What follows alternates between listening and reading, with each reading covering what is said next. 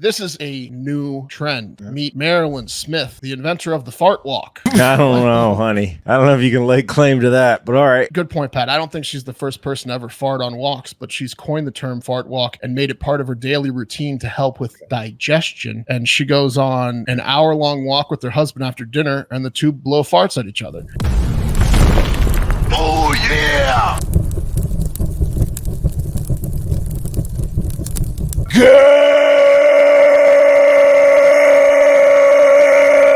Good morning and welcome to episode 1494 of Hard Factor. It is Tuesday, July 2nd, 2024. Freedom Week continues. Thank you for cheating on the news with us. 80-ish% accuracy guaranteed on this podcast. Patreon.com/Hard Factor if you need more, up to 3 weekly bonus podcasts. Today, we've got the Poozeum fart walks, the comeback story of the entire Olympics, the old people corner, the entertainment corner, and much more. Much more. Well, something for everybody. Yeah. Poozeum, huh? Yeah. Poozeum. Very excited about that. Yeah. Yeah. Sounds. That's why I listed it first, because intrigued. Poozeum, you know, moves the needle. It's what it says it is. I bet. It's a bunch of shits on display. Yeah.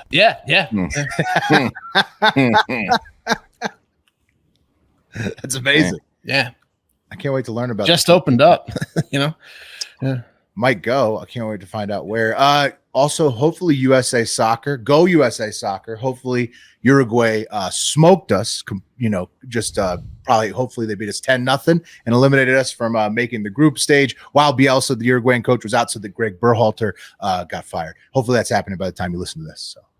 So They renewed our coach's contract, right? No, but it could happen anytime. And if he doesn't get out of the group stage of Copa America that had Bolivia and Panama in it, he gone. And Uruguay's the best team maybe in the Copa, so you know. Yeah, America lost twice the other night during that debate, and we lost to Panama. Pretty sad. Embarrassing night for America. Pretty sad. Whoa. That's a horrible night. Wow. Mm-hmm. Whoa. Such a tiny little country. Yeah. It's a tiny little country, but they have a lot of money. Yeah. Well, do you guys want to jump into the news? Yeah. Okay. I'm ready. All right, let's do it. The Olympics are almost here, as we are just talking about, right? I'm pretty psyched about it, as psyched as I can be. I can't wait to watch the Chinese women lift weights. That freak on the Chinese Olympic women's basketball team. If she's somehow not in. She's not going to be in it. No, she's on the U18. She's on the U18. I know she's scoring like 70 points a game, but she's on the U18 team. They're not calling her up, I guess, or whatever. Ledecky's going to get a shitload of gold. That's interesting. Fun. Oh, to interrupt you, we're going to release our live debate, speaking of, with commentary on 4th of July. So if you didn't catch it, which a lot of you didn't, because only on Twitter, we're going to release it. Probably want to watch that on Spotify video. 4th of July. Yes, do that. Jared Lindsay agrees. Fire Berhalter. Sorry, Wes, gone. No, that's okay. I was just going to name more sports: tennis, golf, swimming, diving, and of course, beach volleyball. But this year, I'm even more interested in the men's beach volleyball than the women's. Not because I'm gay, but because I want to see the comeback story of the entire Olympics. Okay. The comeback of now 29-year-old. Gay for comebacks. Gay for comebacks. Can you imagine Wes walking into a high school gym with some dads rooting on their kids who play volleyball or men and be like, so gay? You guys are gay, huh? Yeah. I'm not gay. I just like cum on my backs. Yeah, comebacks. It is the comeback of now 29-year-old Steven van der Velde of the Netherlands, who has overcome some pretty incredible obstacles to make it to the Olympics. Okay. I mean, this guy's story of perseverance is inspiring. You see, when Steven was 19, he booked a plane ticket to England on what he called a snap judgment. And on that flight, nothing happened, except Steven fantasized the whole time about the girl he was traveling to see in England that he met on Facebook. And then as the plane descended, again, nothing happened. Steven deboarded, caught a cab to the 12-year-old girl's house, and had sex with her, raped her. Whoa. What did you just say? Yeah. This guy. How many year old? when he was 12-year-old 19, raped a 12-year-old. So he's a pedophile. Why is he in the Olympics? Well, because the what is it? The Danes. Well, no, it's the Dutch. I think it's the Dutch in this situation. I always get that shit figured. The Netherlands. Up. Yeah. The Dutch are way more clog forgiving. People. They have cheese and clogs in Amsterdam. They're very forgiving when it comes to raping fifth graders over there. That's not good. They need to change that law. I mean, in terms of making him an Olympian after all that, that's tough. He's officially made the team. Not the. I mean, that's a dumb fifth grader, right? It's mostly you got held back. No, 12 years old. 12 Really? years old. So a sixth grader. Okay, sixth grader. Either were. Big difference. A young sixth grader or an old elementary school student. He raped an elementary school student as an adult man. Whoa. Yeah. I did the math wrong. I'm the dummy. Anyway, incredible story, huh, guys? That he can go overcome all that to make the Olympics. I mean, to fight through all that adversity in the courts, spending just 13 months in prison for ruining a young girl's entire life. He was able to get his life refocused on the sport he loves and volleyball and make the team. Yeah. Are you allowed to fly there and beat him up? I mean, he'd be dead if it was my daughter. You know what I had no idea what you guys were talking about with the terrorist attacks on the Olympics yesterday, but now I get it. Yeah. Now hit the volleyball court when he's the only one on it. Yeah. Now, some of you out there might be saying, just like a lot of the people over there in the Netherlands are saying, come on, Wes, he was just a 19-year-old kid who flew all the way to England to rape a sixth grader. Doesn't he deserve a second chance? No, he doesn't.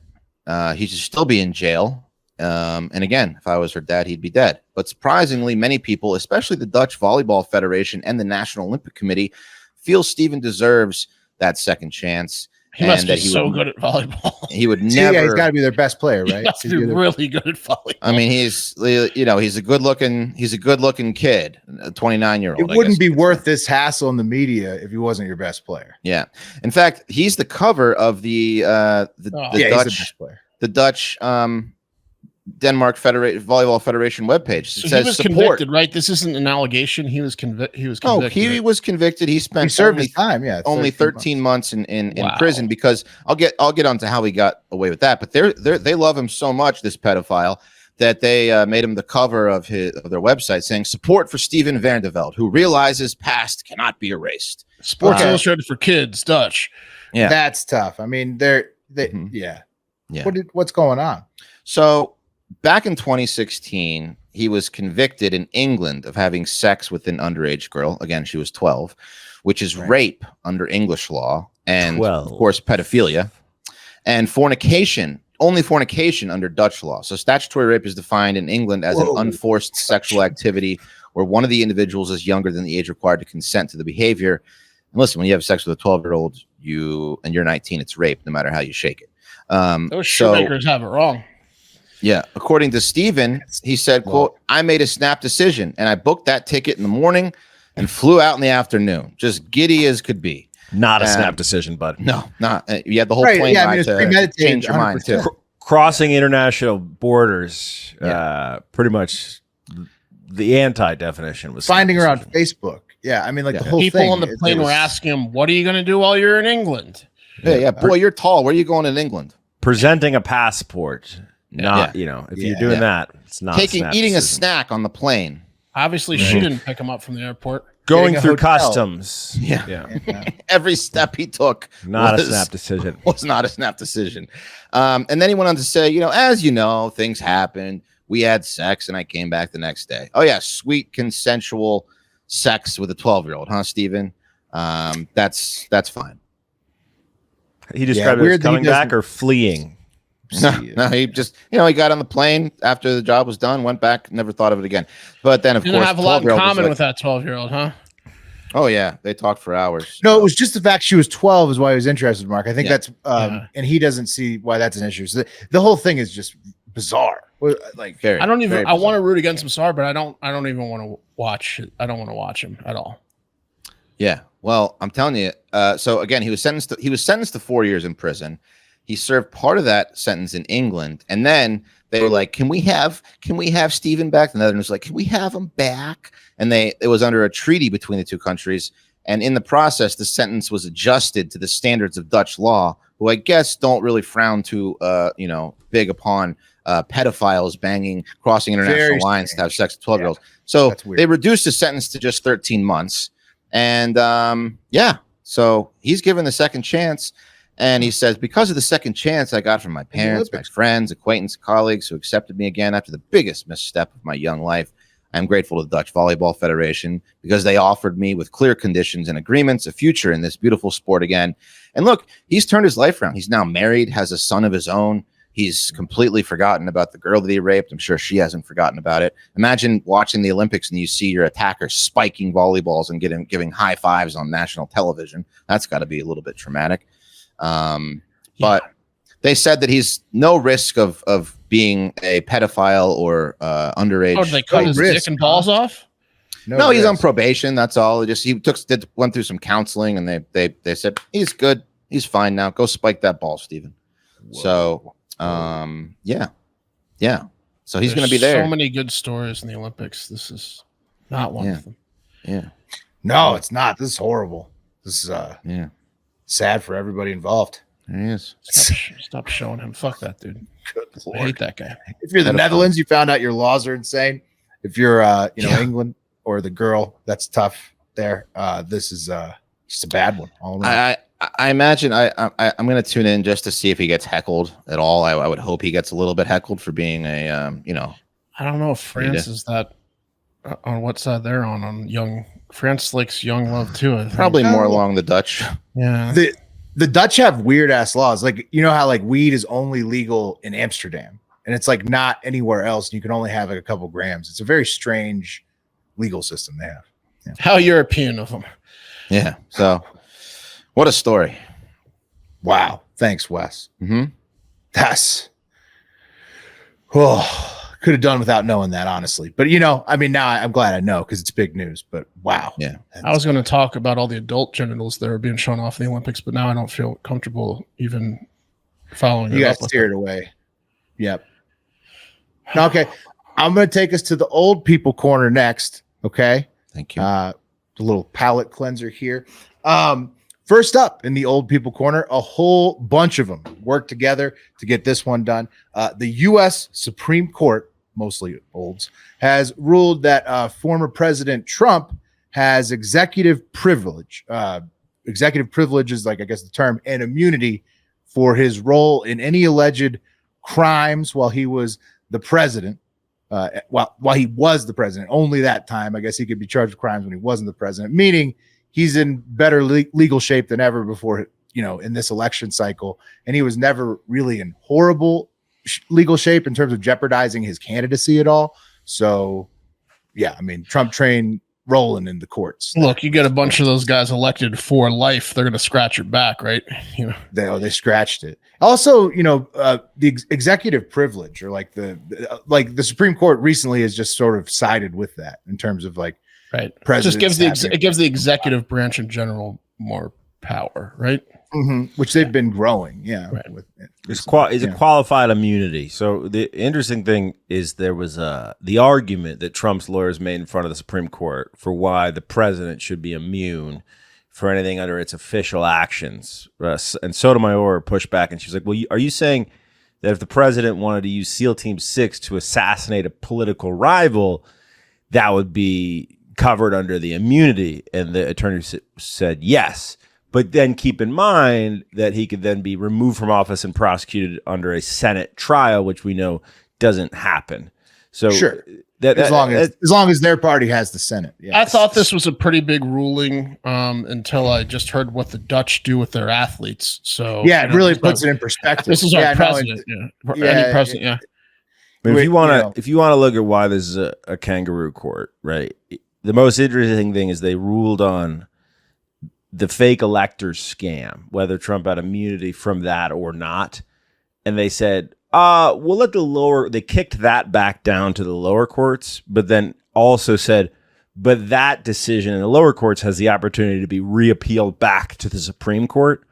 So effectively, they just set up a circle of time. Right. Which is bullshit. I mean, it's just you're the highest court in the land. Make a decision or send it back and then say that's the final decision. Don't say that decision can then be kicked back up to us. I mean, but Pat, they did kind of make. What do you think the ruling is going to be on that one when it gets kicked back to them? They kind of made the final decision. The ruling will be that he's not immune. The subtext of what would happen. We'll give you more power. You give us more power. The ruling will be not immune. That'll be kicked out the Supreme Court. This is fucked up. This is one of the most fucked up rulings they've ever done, ever. I mean, the Constitution does not mention presidential immunity. Instead, they discussed it, and then instead of putting something related to immunity, they put the impeachment clause in. No, but it's been growing for the last several terms, regardless of party. Executive privilege has been something that's been growing and been being supported by the court for a long time now. This is maybe the biggest one so far. Presidents, the executive branch has been gaining power supported by the court for a while now. And it effectively means that the president, if they do something, right, that's fucked up or mega illegal, like assassinating a political rival, and they can make an argument, obviously, depending on how the rest of Congress is set up at that time, that it was under an official duty. Right. They're above the law, completely above the law. Yeah, they're Ernie McCracken. They're Big Ern. Finally, they're above the law. And if anyone's above the law. So is the big guy, by the way. Current President Biden. You want your president to be above the law. Right, but the biggest issue, the biggest issue is it really only comes into play if there's a president who, like, for example, puts like his interests over the country's interests exclusively. Then that's the most dangerous. Like scenario. Starts a war because his dad got attempted assassination. Yeah, something like that. Yeah. As you said, Pat, the courts are forcing Congress to do their job on impeachment if they really want something to change. On the other side of the aisle, the New York Times and Vogue are reporting that Hunter and Jill Biden are the primary people in President Biden's inner circle who are urging him to continue his currently struggling presidential campaign. I'd like to say thank you to both of you. I know a lot of people are upset with you, not us. We can't wait until the next debate with more hilarious moments to joke about. The first one will drop, as Mark said, on the RSS feed on the 4th of July. If you can't stress it enough. This is our live commentary. I think we absolutely nailed it based on all the things that came out in the week afterwards, all the talking points. We hit them live. Just going to say that. Fuck it. We did it live. I can't believe it. I can't believe that, man. What's that? Oh, they're forcing him to stay in. Yeah. Did anyone watch I was thinking about it and I didn't even think to go back to 2012. But someone posted the 2012 Marco Rubio back and forth between Biden was sharp. Dude, it was Romney. It was Romney. I was watching the Rubio one. I went back and listened to Biden in the 80s, and the dude did and does have a speech issue, right? Independent of his cognitive. He was so sharp in those. No, I know, but the 2012 thing, the 2012 thing was like, holy fucking shit. I mean, as someone who's never going to vote for Donald Trump, right? Like, and a former Democrat, everyone is saying, as Americans, this is not okay, dude. No, it's not impossible to deny his mental state, which is basically not there. Not okay. No. Right. Yeah. Right. And they're keeping him in there. Get him the fuck out of. Who wants to work at 81? Well, he's blaming. I don't know if Jill and Hunter are being used as like fall guys here, but they're Vogue and New York Times are saying those are the people that are. Well, if you're Hunter, you'd want your dad to be president forever with all the crap. Right. Exactly. Yeah. I mean. Right. I mean, Hunter needs him for the legal protection. So you got to. But yeah. Anyways, not to stay on that because that's kind of depressing for everybody, as we mentioned. Wasn't he supposed to make a big announcement concerning? He's talking today, right now. He's talking to. He's going to make an announcement right now about the Supreme Court situation. Oh, I thought he was going to make an announcement. He's about to make an announcement that campaign on September 10th, I'm going to have a second debate, and it's going to be Hard Factor's biggest show of all time. He's already committed to the second debate, and I think Jill and Hunter both were, basically quoted in these. Not quoted, they're anonymous sources. Jill was in Vogue, I guess. She was saying no, they're going on. Yeah, a lot of the sources were saying she's the one holding it up. He went to 4 states in 2 days after. Started in North Carolina, read from a teleprompter. Regardless, teleprompter or not, different guy. But here's the point. You can't have days as bad as he did during the debate, even if the next day is better. Well, I heard between 10 and 4, he's sharp. After any time outside that window, he's what we saw. Right. You just can't have it. Like if you have any days like that, get the fuck out. I agree. I don't know why. Look, I don't know where the surprise is. This has been Right. Well, because Right, I mean, staff's been covering it up. They've been hiding him. Yeah, They've been hiding. It's been happening for years. Gaslighting everyone. well. Yes, he's been bad. I think he started to decline during the last campaign, and he's been probably bad most of the time he's been. They won't release his cognitive test that he did in private. You know, with the well, and his charges got dismissed because he couldn't. Counsel. Yeah, he couldn't stand his deposition for the special counsel. That's why they just because they won't release it to the public because they did so terribly, probably. Yeah. So, anyways, moving on from these two olds. Speaking of first ladies, First Lady of Ukraine, Olena Zelenska, allegedly just bought a 4.5 million euro Bugatti Tourbillon. Thing looks sexy. Like a specialty Bugatti while in Paris for an official state visit. Obviously, not everybody pumped about that one. That one coming out. This is like posting vacation pics at like a resort when you owe people money. Oh man. Yeah, I mean the country's like struggling in their war against Russia. It's it's not. I got a little group on Instagram of users that owe me money, and I'm always just scrolling that to see if anyone's on vacation. They're having a good time. Hey, what are you doing out to eat? What are you doing? I see you. That better be at that John Bon Jovi restaurant where you work it off. You need a soup line. No, they're out to a nice dinner while they owe you money. And speaking of going to a nice dinner, finally in the old people corner, one St. Louis restaurant in Florissant, Missouri called Bliss. This place has got like hanging fake, it's got like a lot of indoor fake plant motif kind of thing. Paper, very calming, calming paper, anyways, paper like lights, Chinese lanterns. Yeah, you nailed it, Will. No one needs to look at the picture. You nailed it. Anyways, you see what I'm saying? They're like trying to make you blissful, like you're relaxed, tranquil. Well, this restaurant is making the headlines for their peculiar rules. All women must be at least 30 years old, and all men must be at least 35 to eat inside this restaurant. And they say up pretty basic tables and shit. The owner, Marvin Pate, right here, he's only 36 years old himself, and says it represents pure happiness and pure utopia. It's a home away from home. You can come here and feel like you're actually on a resort. And I have no idea how that supports his age range. That's weird. But fuck them kids. An adults only resort, Will. But 30 and up, secrets or dreams or whatever instead of the 30 to 35 promises. That's yeah, he doesn't care. You have to be at least 30 years old to eat his West African Caribbean cuisine at Bliss. The locals have it as a 4.6 on Google, but outsiders from outside the town have tanked it to a 2.6 on Yelp. So it's a weird policy, but it sounds like a good restaurant. But they only take IDs after 7 p.m. Wednesday through Sunday. So if you're younger and want to eat there, just go early in the day. Something tells me that old rich guys can bring in younger women.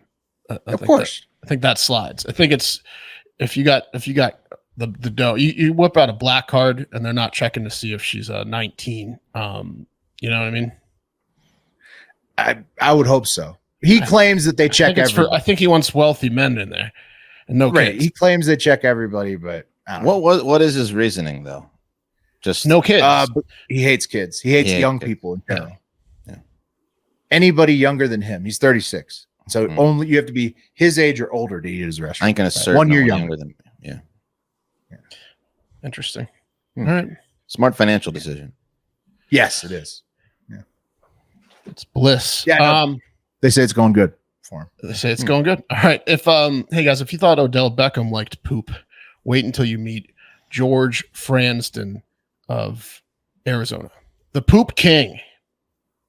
Okay. Yeah. He's the Poop King. He's got the Poozeum. He's not interested in stripper shit or thought shit, though. He's interested in dinosaur shit and just opened up the Poozeum a few months ago, which features over 7,000 actual fossilized dino dumps, also called coprolites. Why are they called coprolites? I've never heard that before in my life. I had to look it up. So coprolites is a fossilized turd over millions of years old. It doesn't have to be dinos. It can be insects like mosquitoes or termites, which he has as well. So coprolites, COPROLITES, new buzzword for you. Fossilized feces from animals that lived millions of years ago.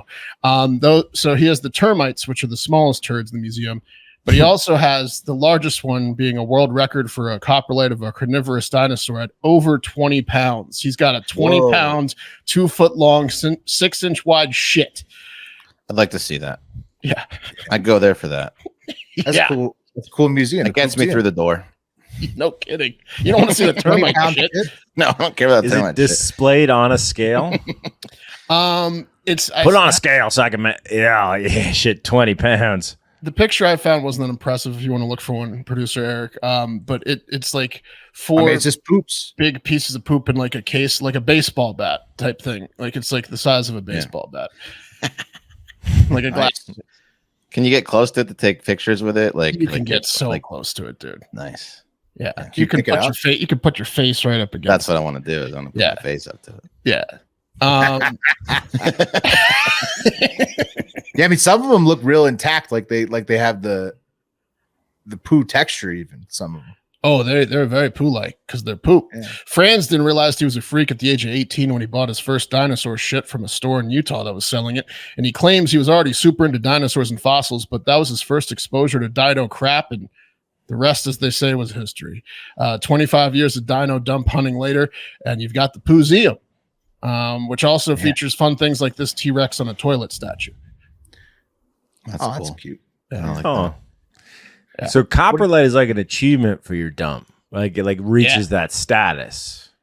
It's been in the tank so long, it's coprolite. Right. So you like crank one, you look down, you're like, maybe I'll get lucky, and if things work out, I'll become a coprolite. Yep. Yeah, it makes me want to God's shit it on the smiling. ground. Yeah. Exactly. If it sticks around for a while. He's collected so many shits that he can't even display all of them in his Poozeum. He's got storage rooms full of shit. Nobody else wants the dino shit. How many people collect these things? He's one of a few. one of a handful. Apparently coprolites are fairly uncommon at dig sites too. It's usually teeth or bones, but some sites are nothing but dumps, a real dumping ground. So those are jackpots for him. Yeah. Yeah. Does he go there and harvest the turds himself? I don't know the process, but he's got connections clearly. Oh yeah. There's a good coprolite. Just Yeah. looks like an old dump. It's exactly like you might expect it to look. Yeah. It's turned into metal though. Yeah. Is it rock or metal? I bet it's hard as a rock. It's like rock. It turned into rock. Apparently, rock forms around the Fossilized. turds, and it doesn't smell anymore. So Right. totally cool. Totally not gross. Totally handle them. And where is it, Mark, exactly? So weird. It's in Arizona. He's a Utah, Arizona boy. Arizona transplant. It's off the highway, right? Like, is it like a thing where you're like, honey, I don't It's think like it's the Corn I Palace. don't think we it's gotta make a down- stop. Poozeum. Yeah, We're gonna make it just a quick stop, hun. yeah. I don't think it's next to the Ritz. Hey, check it out. Look at his 6 foot long shit they got in there. Yeah. Can you imagine him taking it? What do you think he ate? What do you think he ate to make that? Maybe he's gonna get a bigger one. 20 pounds from now.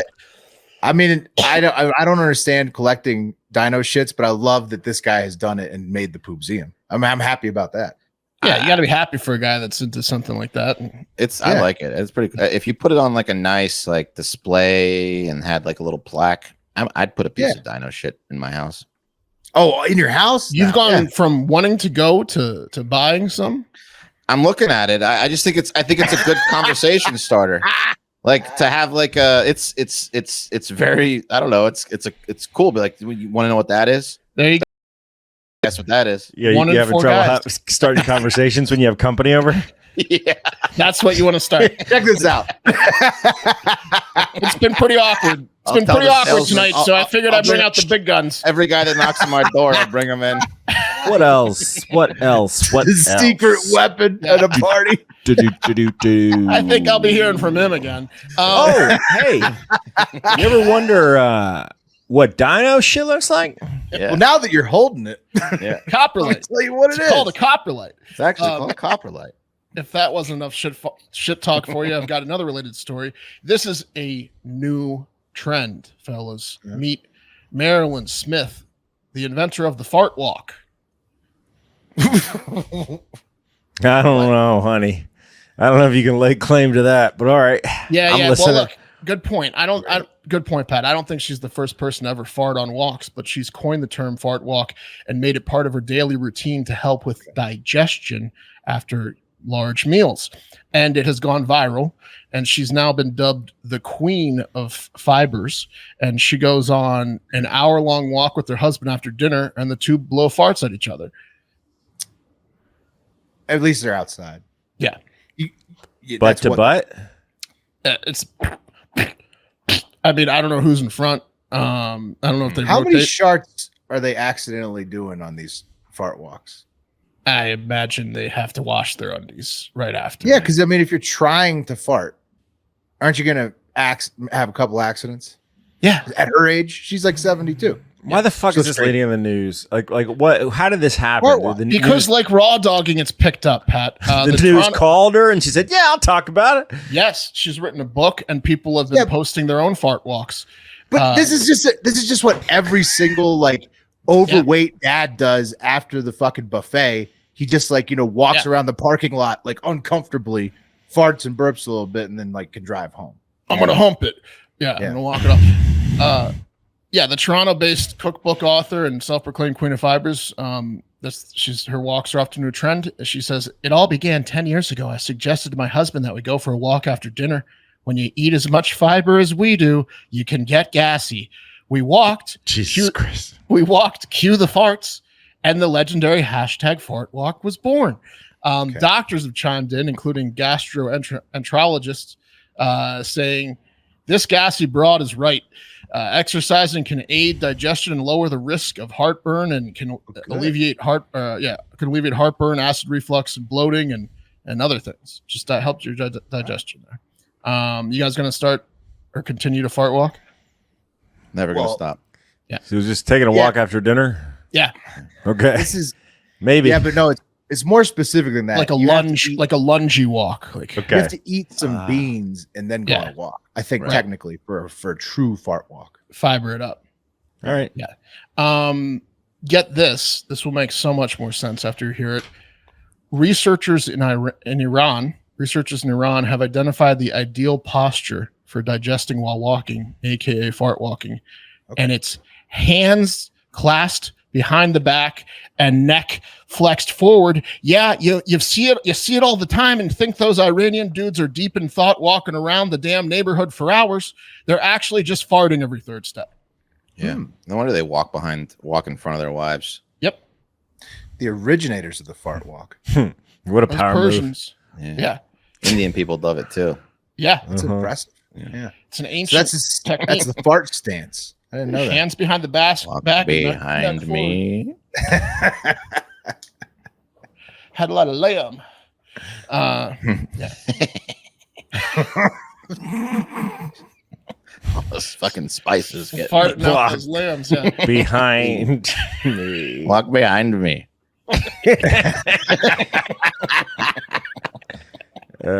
Man. Follow me. Yeah. So there you go. Nice. It's me. I'm up. Walking. It's you, Pat. All right, guys. R.I.P. to a staple of entertainment, Redbox. Oh, yeah. By way of Chicken Soup for the Soul Entertainment, the parent company has filed for Chapter 11 bankruptcy. Not good, guys. Did you know there was a Chicken Soup for the Soul Entertainment? Did you know that? Nope. No. Well, there was, and these idiots bought Redbox in 2022. They made all that money and they bought 2022? Redbox. 2022. 2022. They bought Redbox in 2022. How Did they much? get paid to buy it, or did they like actually have to pay money? I think they acquired it for more than $1. Stupid. So a stupid amount. Wow. Yeah, they got $414 million in assets, $970 million in debts. Yeah. And shares for the public company have fallen 90% over the last year because they're doing things like buying Redbox in 2022. That's tough. You just shut that down. Just shut that company down. Shut that down. I was whoever. I mean, because those people that made the decision to buy Redbox in 2022, they're liable to make another decision as a group. And I mean, you never know what could happen next. Well, if you're you like might cause a global catastrophe. If you're a multi-billion-dollar drug operation, you could change it to cash only and then use it as like money laundering because no one would be able to tell how much cash you took in. But it would be a great like mob business. Not for a company that's just trying to make a good business decision.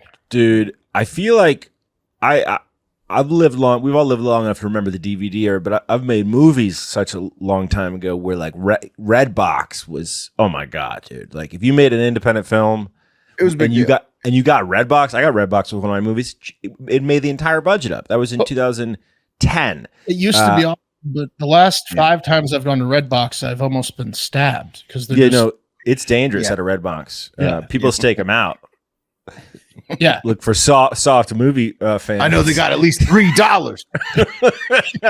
But no, I want to say like in 2010, like the DVD and Blu-ray market was like, I want to say 30% of the income you might make on a movie, and now it's like 0.03%. So why the fuck they bought Redbox in 2012?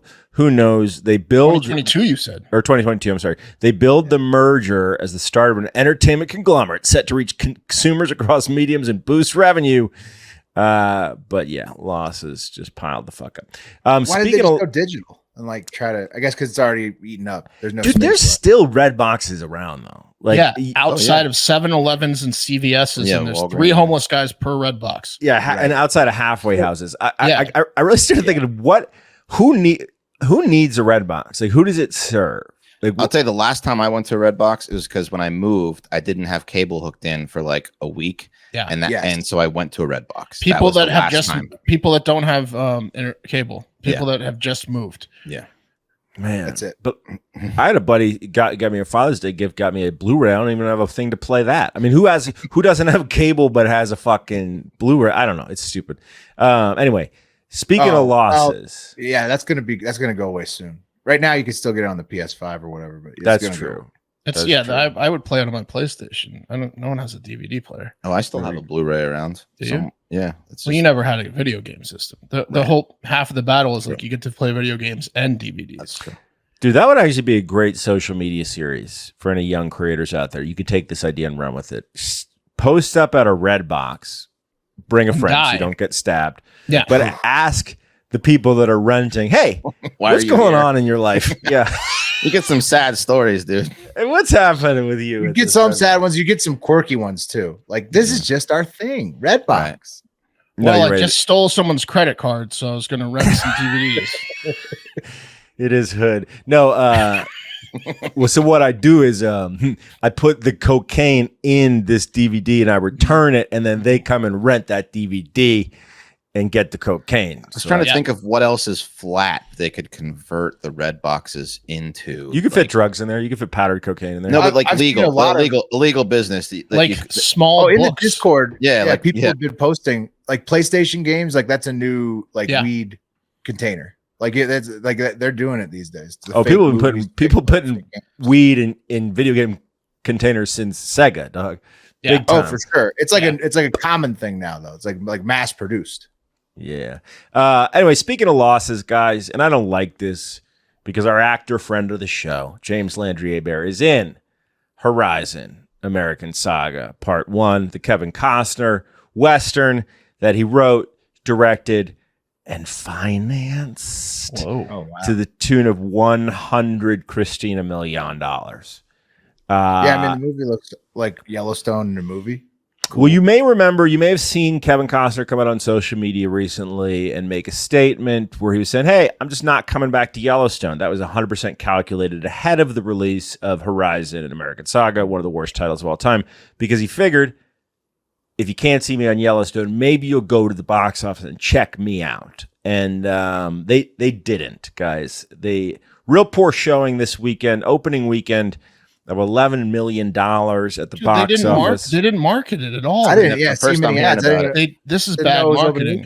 Well, so Warner Brothers took the movie on from a distribution perspective, and I believe Costner had to pay the P&A. So Costner probably with tax incentives, dude, he's out of dough. With tax incentives, they probably spent $80 million cash. So he had to raise $80 million cash. And Warner picked up the distribution, but with Costner covering the P&A. At this point, they're tapped, Doug. They're tapped out. Dude, this is a straight to Redbox film. You'll be seeing Horizon Redboxes in the next. He has to cut a deal. Yeah, guys, I'll be honest with you. They're both in dire straits. They got to cut a deal. If this was 2000, now Costner did say he expects this film to be wrapped with Horizon. He did say that he expects this film to be at Walmart. Yeah, that's his goal. Yeah. That business doesn't exist anymore. Had this film come out in 2012, it'd been doing great. But how well you do at the box office absolutely determines how well you do past the box office, right? In premium VOD and regular rentals. And unless streaming. you cut a deal with streaming directly, like the Eddie Murphy movies and the Adam Sandler movies on Netflix or something. If you cut like he did straight not. So I just listened to an interview with him on Stern. And I didn't get to the whole thing, but I didn't hear him mention this movie once. Well, he was doing it to promote, and that's part one, guys. Part 2 is coming next month. $11 million this weekend. Quiet Place. It's a 2-movie Horizon film. Yeah, A Quiet Place day 1 opened at 53 million. And I'm looking forward to that one. But it didn't open. It did 53 million. It opened at 53 million. Apparently, Longlegs is pretty scary. The new Nick Cage horror. Oh, the serial killer one. Yeah. Yep. Yeah. And Inside Out 2 really defied expectations, but shows that Disney Pixar can crush ass. They did They totaled out 469 this week. Over $1 billion globally. $1 billion worldwide. Fastest ever, I think. Or like, Inside Out's got a lot of fans out there. You want to be there if you're Costner, but you're not. But go see it because James Landry Hebert is in the film. When's part 2 coming out, Pat? I want to till it gets to Walmart. 6 weeks, I believe.